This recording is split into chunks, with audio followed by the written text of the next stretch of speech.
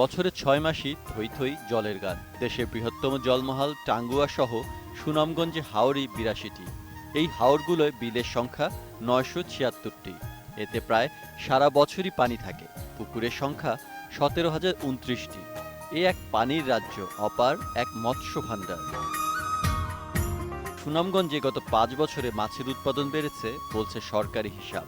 মাছের আড়তও বেড়েছে। মৎস্য নির্ভর ব্যবসা বাণিজ্যে জড়িত জেলার লাখো মানুষ। অসংখ্য বেকার যুবকেরও আয় রোজগারের বন্দোবস্ত করেছে মাছ। মৎস্যজীবীদের কেউ কেউ বলছেন, সঠিক পরিচর্যা হলে মাছের উৎপাদন আরও বাড়ানো সম্ভব।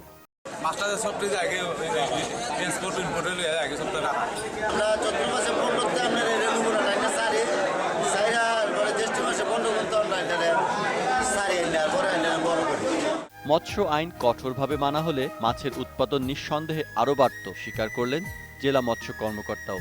কারেন্ট জাল দিয়ে যারা মাছ আহরণ করে তাদের বিরুদ্ধে যদি মোবাইল কোড করে তাদের জরিমানা করে আমরা যদি প্রয়োজনীয় ব্যবস্থা নিতে পারি, তাইলে আমাদের এই অঞ্চলে মোটামুটি হাওর অঞ্চলে মৎস্য উৎপাদন বাড়বে বলে আমি মনে করি। সুনামগঞ্জের মিঠা পানির সুস্বাদু মাছের সুনাম অক্ষুণ্ণ থাকুক, দেশ ছাড়িয়ে ছড়িয়ে পড়ুক বিশ্বে, প্রত্যাশা সুনামগঞ্জবাসীর। Saikat Dasgupta, desk report, ATN news.